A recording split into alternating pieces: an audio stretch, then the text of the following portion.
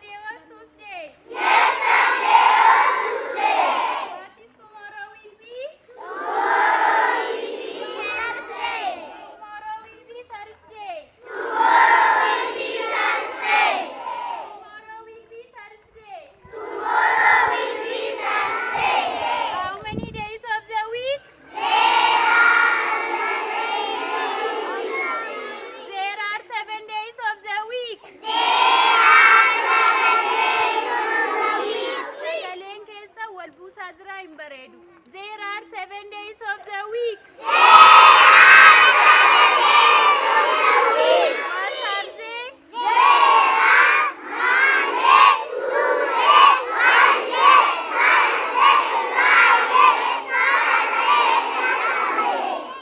How many learning days of the week?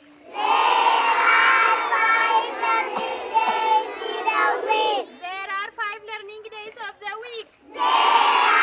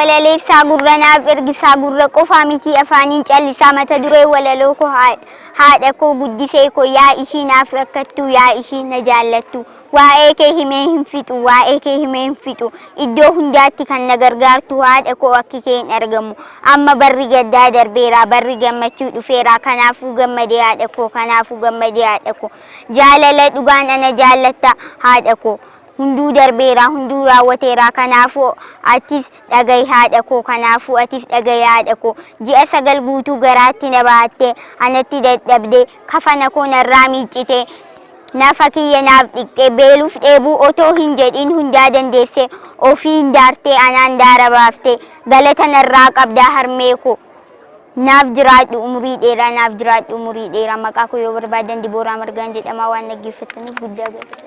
Walaloo walaleessaa mee gurra naaf ergisaa gurra qofaamti afaan callisaa mata duree walaloo koo waa sadii eegi biyya kee haadha kee ija kee waa sadiif qophaa'e dirqama sitti laatama beekumsaaf gaa'ilaaf waa sadii kabaji waadaa kee hiriyaa kee gaa'ila kee waa sadii to'adhu arraba kee dallansuu kee miira kee waa sadii dinqisiifadhu bareedina kee jireenya kee uumama kee waa sadii jibbi koomii inaaffaa ammeen waan dhaggeeffataniif baay'ee galata maqaan koo Keeraa Caalmaan jedhama. Walaloo walaleessaa gurra naaf ergisaa gurra qofaa miti afaaniin callisaa mata duree walaloo koo mana barumsaa koo baay'een si jaalladha beekumsa na sortee sittiin aara galfadha sammuu koo dheebootee beekumsa obaafte hawwii garaa kiyyaa hunda fiixaan baafte wallaalummaa koo irraas bilisa na baafte doofummaaf wallaalaa anarraa mancaafte har'a ijaan banadhee haati harka kiyya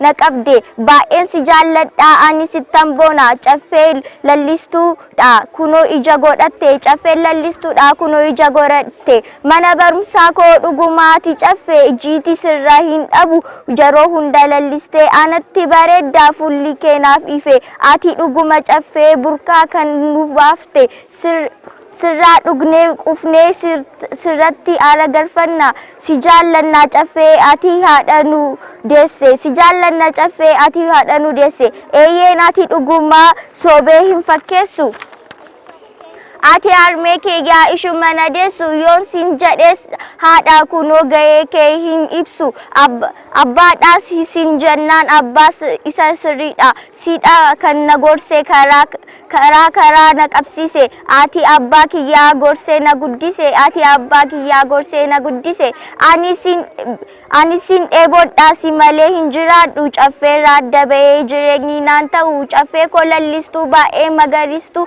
jaalala siif qabu maal jedhee siif ibsu abbaa faadha caaltee kan sammuu koo sortu ati waan hundaadha kan hundarra naaf caaltu baay'een si jaalladha lallisi jiraadhu dhaloota eegareef umurii dheeradhu dhaloota eegareef umurii dheeradhu waan dhaggeeffataniif guddaa galatooma.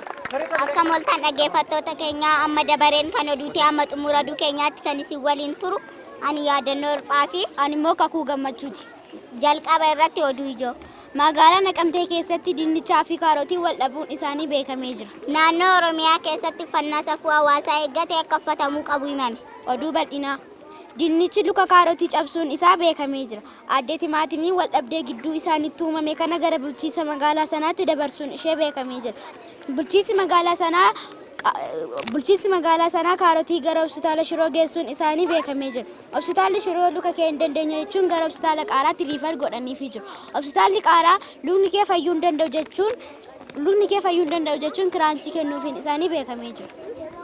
Dhiibbaan adurrootaan nurra gahaa jiru duguggaa sanyiiti jechuun hantuunni mana murtii waliigalaatti bineensotaa himatanii jiru. Walitti bu'iinsi dinnichaa fi timaatimii gidduutti uumameen dinnichi tokko gamoo irraa timaatimii irratti utaaluun bira darbee dhagaa irratti lafa dha'uun isaa beekamee jira. Haa ta'u malee tajaajilli baqaskanii yaaluu hospitaala waliigalaa Qaaraa lubbuu kee du'arraa baraaruu hin danda'u jechuun gara hospitaala Shunkurtiitti riifar godhaniif shunkurtiin osoo yaalaa jiru lubbuun dinnichaa darbuun ijoo dubbii miidiyaalee ta'ee jira. Oduun keenya har'aas irratti goolabamaa waan nu wajjin tartaniin galata qabdu oraaf laateera. Good morning. Good morning. Could you introduce yourself? Yes, thank you very much for giving me this chance. Yes, thank you very much for giving me this chance. Let me introduce myself. My name is Simbone Tujuba. I was born in Bedele 2005. My nationality is Ethiopian and ethnic group is Oromo. My hobby is watching TV. I am 1 meter tall. I am 30 kilograms. In my extra time, I visit my own TV garses. I wanted to journalist. Could you introduce yourself? Yes, thank you very much for giving me this chance. Let me introduce myself. My name is Sultan. I was born in Babuchun 2006. My nationality is Ethiopian and my ethnic group is Oromo. My hobby is reading book. I am 1 meter tall. I am 30 kilograms. I visit my grandmother. If God says I want to be a pilot. Thank you for your attention. What is your name? My name is Maiballami. How old are you? 5 years old. Which class are you in? I am KG student. Tell me sex organs. First sex organs. Eye, ear, nose, tongue, hand. Eye to see, ear to listen, nose to smell, cheek to taste, hand to touch. What's your name? My name is Kera Jindali. How old are you? I am 4 years old. I am KG2 student. Tell me part of the body. My body part of the body. Hair, forehead, and eyebrow, eye, ear, nose, tongue, teeth, mouth, lip, face, chin, leg, shoulder, arm, elbow, chest, stomach, navel, top, leg, foot. Thank you for attention. Makango Kera Jindali. Kato kamasyan yung pala. Baka ko may balam ya dagat ang masyana. Jirtu! Jirtu! Eessa jirtu? Mana barumsaa keessa ni jaalattu? Amilee kennaafi ka mana barumsaa keessa.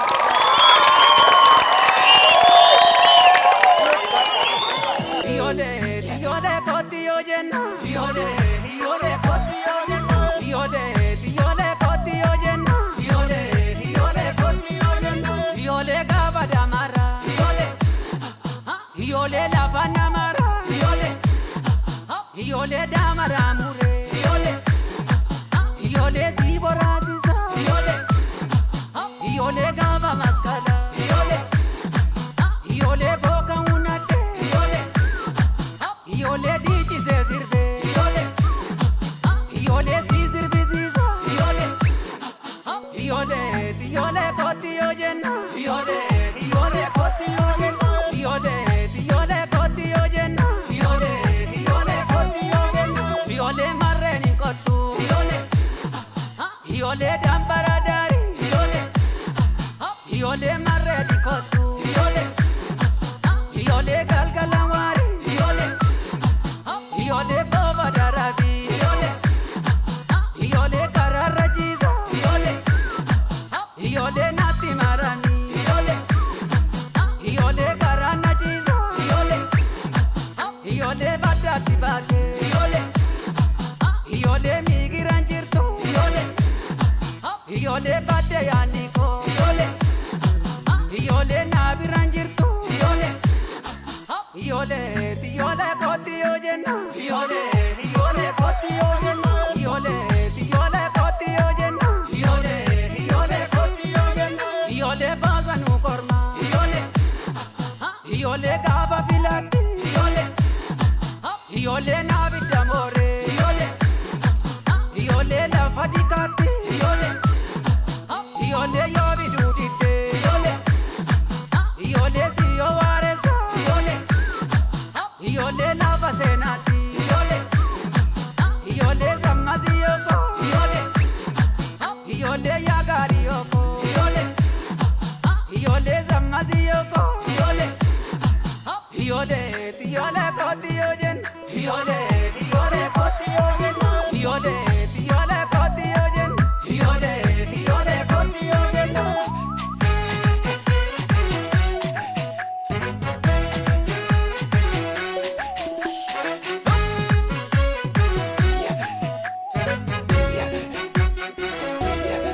Aya saya selaga. Aya saya selaga. Aya saya selaga. Aya saya deraka. Aya saya sebontu. Aya saya dekotu. Aya simpira chorre. Aya ya chochorreko. Aya yo wajinore. Aya ya vidoriko. Aya ya gariyoko. Aya samasiyoko. Aya selieno hoboka. Lieno hoboka.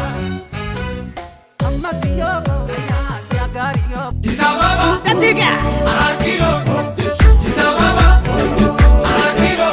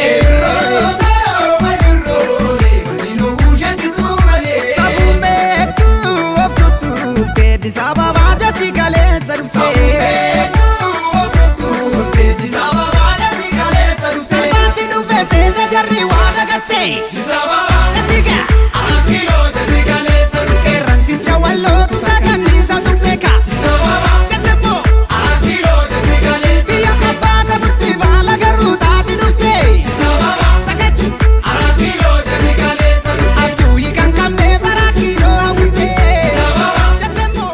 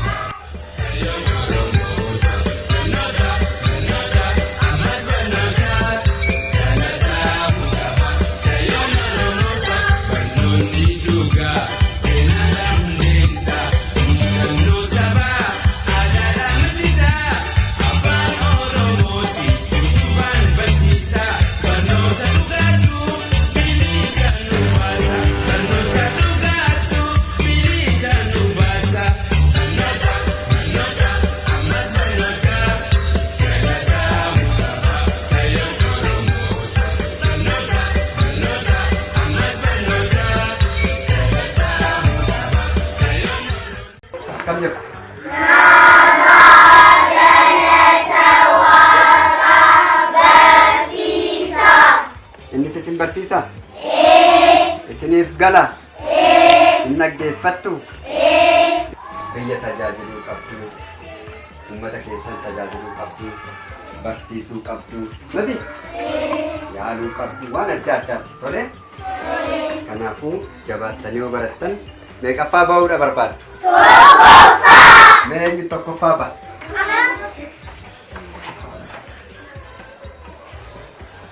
Eeshi, deebisaa. Lammaffaa eenyu ba'a? Hunduu tokkoffaa ba'uu barbaaddu? Harka rukutaa.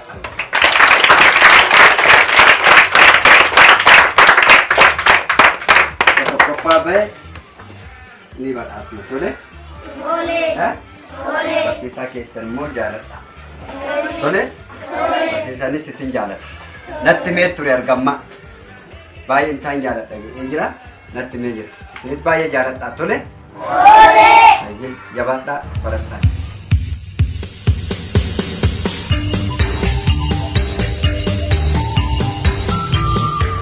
Barattanii maal gochuu barbaadu?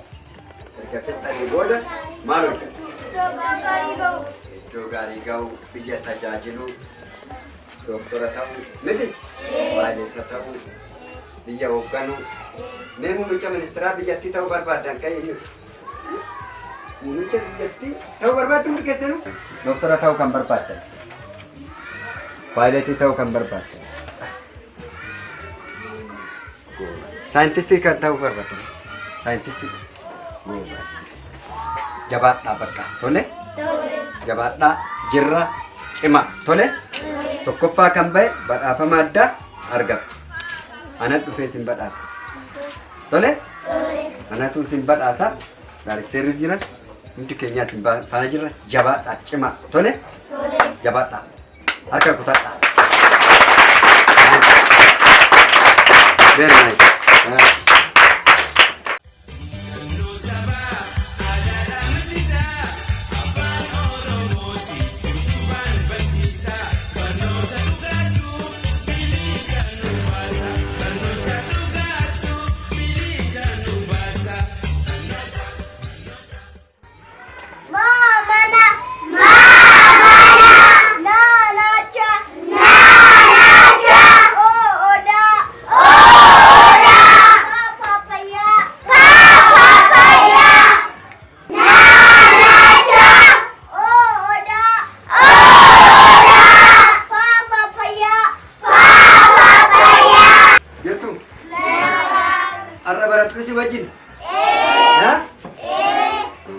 Eenyu tokkoffaa ba'a? Kutaa meeqaffaarra? Tokkoffaa kan baatan immoo maal taatu? Hin badhaafamtu. Moti? Tole jabaattanii barnoota nuu goobazii taatan nutis immoo isin jajjabeessina. Tole? Jabaadhaa. Jabaadhaa. Cimaa. Jirtu? Cimaa. Akkam? Barattuu goobazii eenyu? Yookaan barataa goobazii?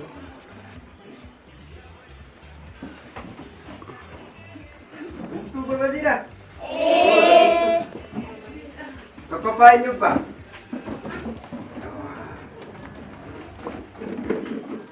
Tokkoffaa kan baatan maal qabdu? Badhaasa qabdu. Tole? Badhaasa qabdu.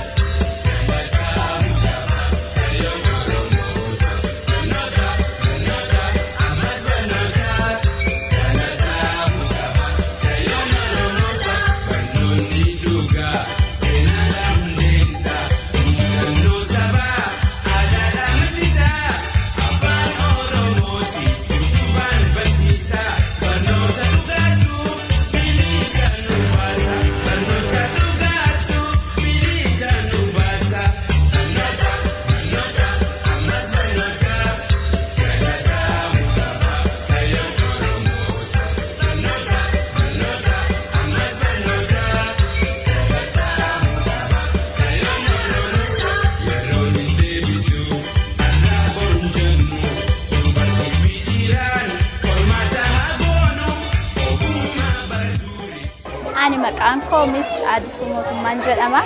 Kanan barsiisu mana barumsaa sadarkaa tokkoffaa oolmaa daa'immanii Caffeedha.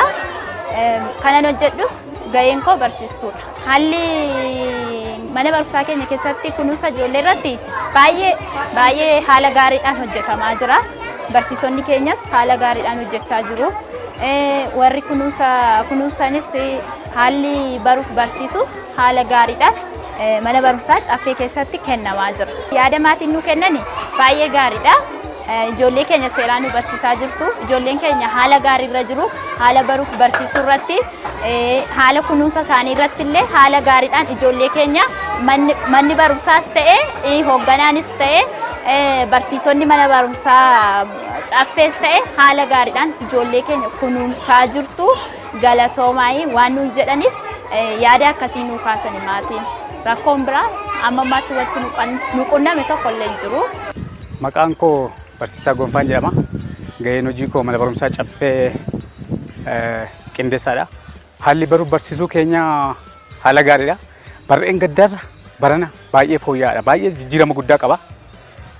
Nullee toon ta'e maatiin dhufanii dhugaa nu ba'aa jiru. Kan keenya toon ta'e nutillee kan keenya waan ta'eef ofiiyyuu ta'a waan ta'eef maatiin illee dhufanii dhugaa ba'aa jiru jechuudha waa'ee mana barumsaa kana. Manni barumsaa kun irra caalaatti birreetti kan hundaa'e miti dhaloota oomishuudha. Isa kanaaf manni barumsaa biroo amma gatiin illee kan ittiin barsiisan ol kaa'aadha. Mana barumsaa kana filatanii barsiisonni baay'een itti gammadanii hojjetaa hundi itti gammadee hojjechaa jira. Manni barumsaa kun immoo dorgomaadha. Akka mana barumsaa Aambottuu yeroo darbe barreen gaddaa kan asii toon ta'an gara Finfinneetti deemee dorgommaadhaan asii kan darbee dorgommiidhaaf gara Finfinnee deemee dorgommii irratti dhiyaatee jira jechuudha. Kalee barreen gaddaa jammaree garuu barreen gaddumarraa kaasee haala gaariidhaan hojii gaarii hojjechaa jira. Maqaan koo Barsiistuu Feenis Biraanuun jedhama. Gaheen hojii koo ammoo barsiistuudha. Haalli baruu fi barsiisuu mana barumsaa kana keessatti jiru kan baay'ee namatti toluu fi baay'ee gammachiisaa kan ta'edha. Kan manneen barnoota biraarraa adda nu godhu tokko kaffaltii madaalawaa daa'immanii fi maatiidhaaf dhiyeessuudha. Akkasuma lammaffaa immoo haala addaatiin daa'imma qabachuun illee mana barumsaa kana adda taasisee jira. Itti dhiheenya daa'imaa fi barsiisaa gidduu jirullee kan baay'ee namatti toludha. Akkasuma manni barumsaan kun hundaa'ina isaa keessatti illee kan barattootaa fi maatii barattootaa giddu galeeffatedha. Kanatu adda taasisa. Kan maatiin barattootaa akka ammaatti nuuf kennaa jiran kan baay'ee nama gammachiisuu fi baay'ee namatti toludha. Isaanillee kenniinsa keenya irratti baay'ee gammadanii jiru. Galateeffachaa irrallee kan jiranidha jechuudha. Tolee, maqaan koo Alsan Wandimmaaganyii jedhama. Barattuu kutaa 5ffaati. Mana barumsaa caffee oolmaa daa'immanii fi sadarkaa 1ffaa 1 hanga 5 keessaa barattuu kutaa 5ffaati. Haalli baruu fi barsiisuu mana barumsaa caffee baay'ee gaariidha.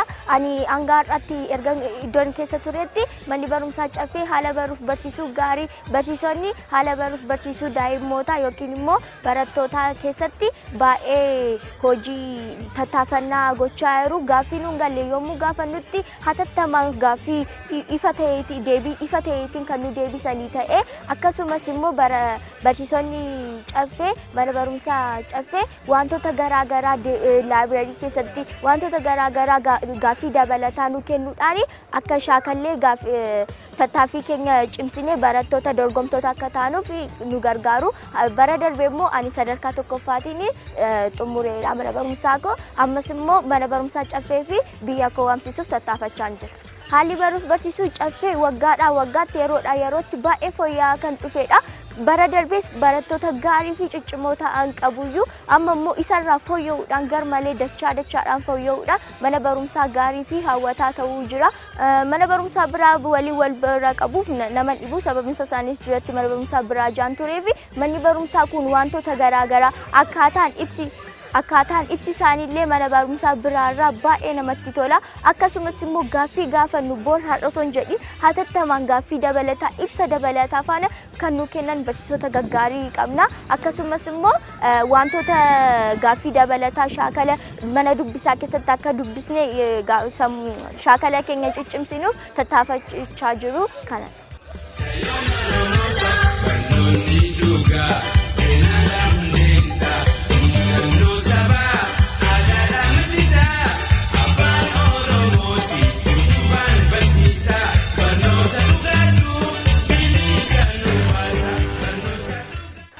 Hayyee daawwattoota caffee miidiyaa sagantaan keenya wal duraa duubaan isin biraan ga'atiin turre Haluma viidiyoo kana gubbaatti argaatiin ture kan deemaa jirudha. Waldaan dargaggoota caffee hojii gamtaa waliigalaadha. Daldalaan alattis barattoota abdii baruu ta'an qaruu irratti kan argamudha. Dargaggoota caffee hojii gamtaa waliigalaadha. Damee Ambootti argamu maalirra akka jiru daawwattanii jirtanii irraa illee barattanii ittiin bohaartanii kan jedhu abdii guddaadha qabna. Hanga xumuraa sagantaa keenyaatti nu waliin turuu keessanii kabaja argadhaa horaa bula. Hojiilee karaa caffee miidiyaatiin isin biraan ga'u waliin turtii gaarii an kan hanga sagantaa kanaatti isin waliin ture gaazexeessaa Mahammad Sa'iid Hussein ture horaanaa bula.